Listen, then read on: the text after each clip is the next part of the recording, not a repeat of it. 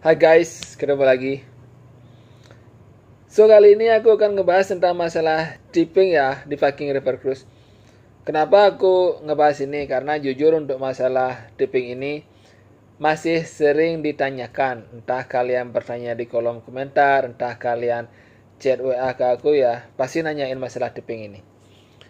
Jadi gini bro ya, untuk masalah tipping ini, tamu yang join di Viking River Cruise itu sebenarnya mereka sudah include membayar tipping dengan pembayaran traveling di kapal selama satu cruise. Jadi bisa kita bilang ini kabar yang kurang mengenakan ya, karena kalau kalian tetap ingin mendapatkan tipping di akhir cruise itu, kalian perlu usaha ekstra untuk dekat ke tamu ya. Soalnya gimana bro? Sesuai pengalaman aku ya, tiap akhir cruise itu aku sih biasa ya dapat tipping ya.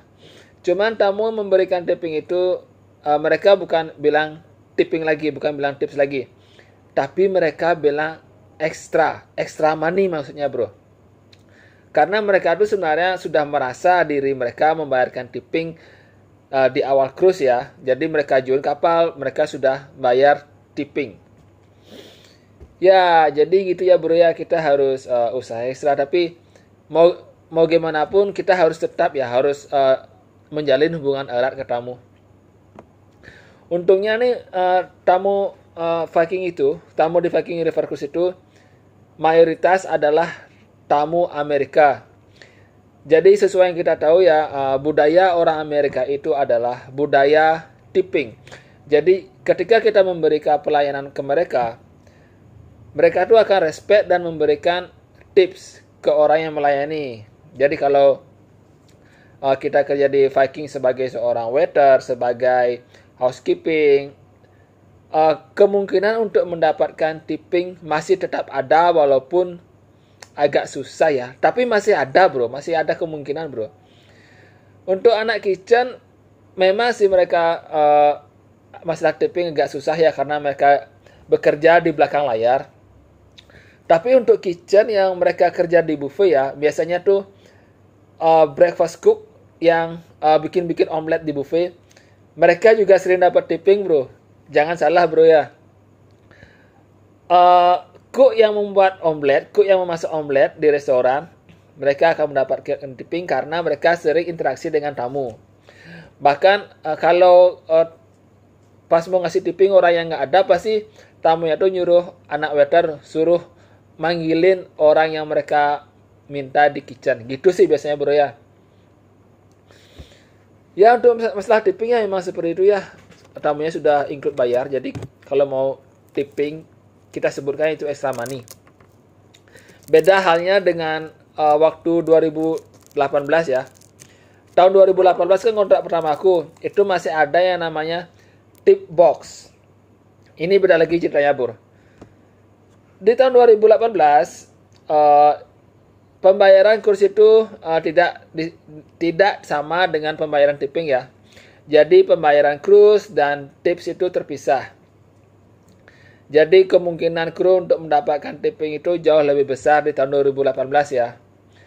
Karena ya mereka nggak ada keharusan untuk membayar tipping di depan ya. Jadi mereka membayar tipping itu ke kru langsung sesuai kehendak mereka bro. Nggak ada batasan berapa harus membayar tipping. Itu terserah mereka. Jadi masih ada kemungkinan ya. Cuman ya di tahun 2018 gaji yang tertulis di slip gaji itu memang agak lebih berkurang sedikit ya di tahun 2019. Tapi secara fakta bro, di tahun 2019 itu gaji kita lebih kurang daripada di tahun 2018 ya. Karena masalah tip box juga bro. Di tahun 2019 tip box dihilangkan. Tapi rate gaji di tahun 2019 itu dinaikkan. Tapi hitung-hitungannya bro, di tahun 2019 itu gaji kru itu turun bro ya. Ya akal-akalan company lah, kalian pasti ngerti masalah ini. Aku nggak tahu ya ke depannya di tahun 2022 di kontrakku ke depan, nggak tahu ya bagaimana sih masalah gaji ini ya dan masalah tipping ini ya. Ya kita lihat aja ke depannya ya. Tapi ya kalau kalian berharap tipping, Pasti ada bro, pasti ada untuk tipping itu setiap cruise pasti ada. Ya nggak sebanyak dulu sih, tapi untuk ngedapetin 100 euro itu masih kemungkinan besar bisa bro. 100 euro atau ya di bawah itu atau di atas itu sedikit masih bisa bro. Tapi tergantung skill kalian sih, bagaimana skill kalian dekat ke tamu. Tapi aku pernah zong juga loh bro, jangan salah. Jangan dikira anak waiter itu tippingnya ngalir terus, nggak gitu bro. Iya dulu, sekarang sih udah nggak ya. Karena pembayaran tipping sudah include dengan pembayaran cruise, jadinya ya anak waiter ya tippingnya berkurang ya bro ya, gimana lagi karena tamu ngerasa dia sudah bayar. Tapi tetap ada tiap cruise tuh pasti ada ya tipping. Ya dari tipping inilah aku sebagai seorang waiter bisa bertahan hidup ya di kapal. Ya untuk jalan-jalan, untuk beli makan di luar, untuk beli kehidupan sehari-hari di kapal itu pakai uang tipping ya. Jadi gaji aku nggak aku ambil sama sekali. Karena ya lumayan lah tipping dalam satu kurs itu. Apalagi ya, aku kira itu saja untuk masalah tipping. Kalian udah jelas kan?